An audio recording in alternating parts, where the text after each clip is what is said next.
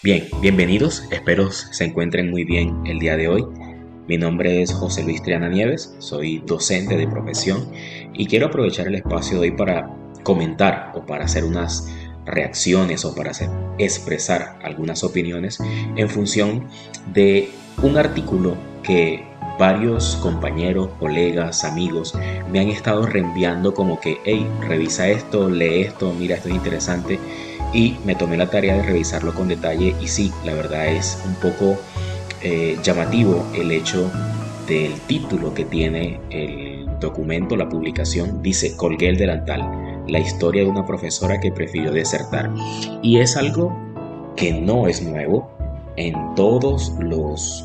en todas las épocas se han venido registrando deserciones, retiros, de diferentes sectores, bien sea educación básica, educación media, educación preescolar, educación universitaria. Entonces no es algo nuevo. Lo interesante de este artículo son las razones que esta profesora, de nombre Antonia, el apellido lo mantienen anónimo por razones de seguridad y por no ocasionar situaciones adversas a esta persona, pero es supremamente interesante los argumentos que propone o que expresa Antonia al momento de desarrollar el escrito. Entonces, aquí aparecen ciertas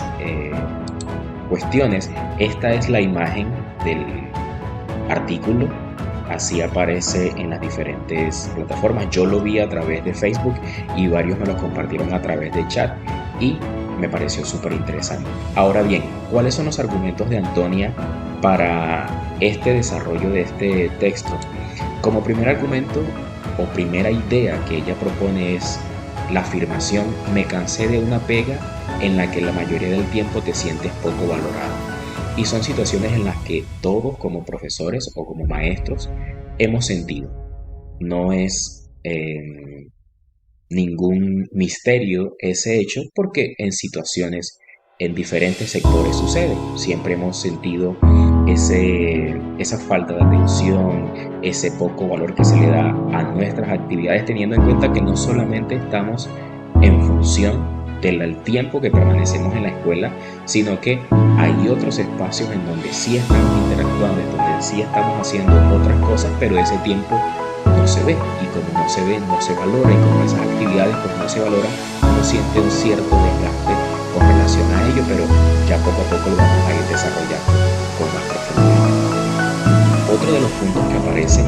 es de palabras textuales, lo tomé del artículo. Dice: los profesores no estamos en actividad solo en la escuela, debemos usar tiempo adicional para planificar, evaluar, hacer registros y revisar actividades.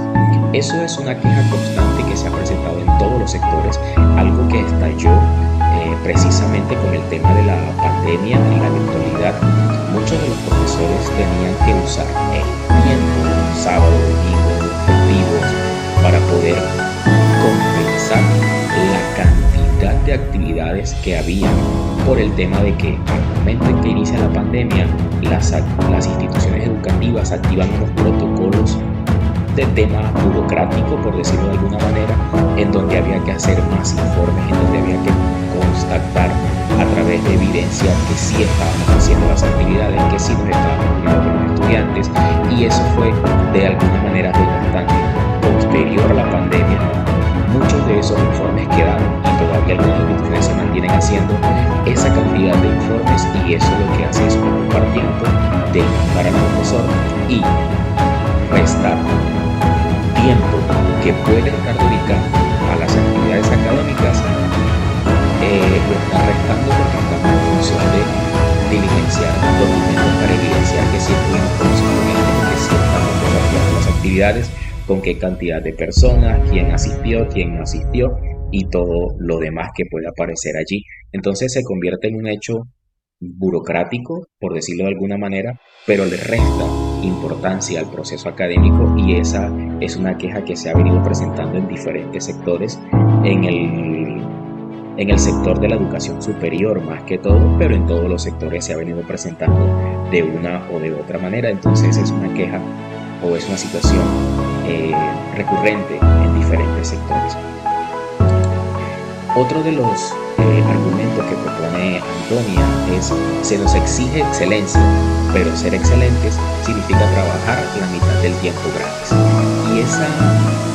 es una premisa o una afirmación que en el escrito aparece, que me llama poderosamente la atención, porque precisamente se habla siempre de una excelencia, que debemos ser excelentes, que debemos estar cualificándonos, que debemos estar preparándonos, que debemos estar haciendo diplomados, certificaciones, especializaciones, maestrías, doctorados, todo lo que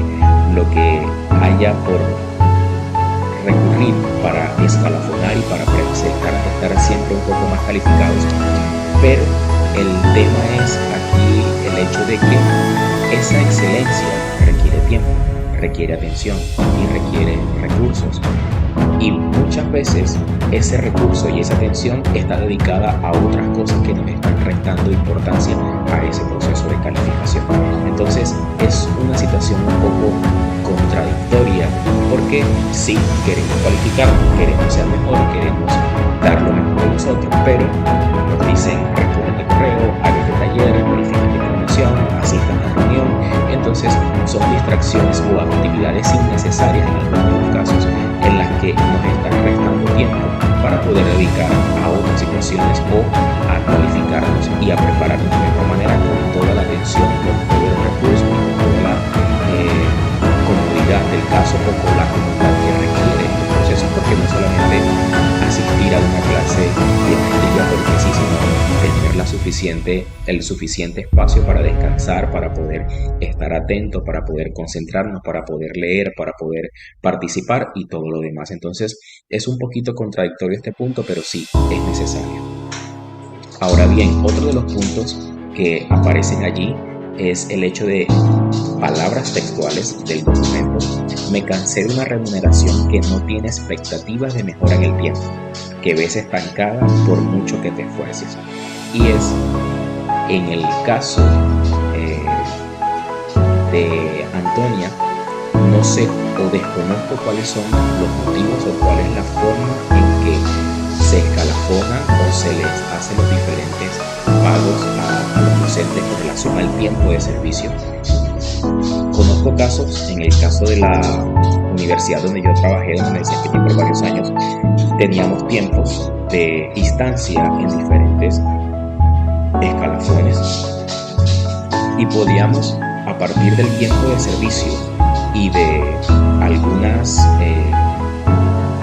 producciones académicas como artículos, revistas, ponencias, ir ascendiendo de una a una con relación al tiempo, y eso se veía reflejado en el tema salarial. Pero ese es el caso de la universidad donde yo estuve y de otras que trabajan de forma similar. En este punto concreto desconozco cuál es el país o la región en la que se encuentra Antonia y cuáles son las características puntuales que ella menciona allí para ese tipo de remuneración con relación a su actividad. Pero sí queda como un poquito en el aire ese punto y me gustaría conocer un poquito más de esa situación, aunque como no conocemos el apellido no podemos ubicarla y se hace un poquito complejo el conocer ese detalle, pero es importante que tengamos en cuenta ese punto o ese elemento. También aparece el punto, ya llegando al punto final de lo que tiene que ver con este artículo que propone Antonia, dice: y es que además respetaran ese tiempo sagrado sin poner charlas y reuniones en ese horario, que es clave para hacer clases de calidad, lo que estaba mencionando hace un momento. La calidad de la educación requiere de atención y requiere de compromiso, pero ese compromiso y esa atención no puede estar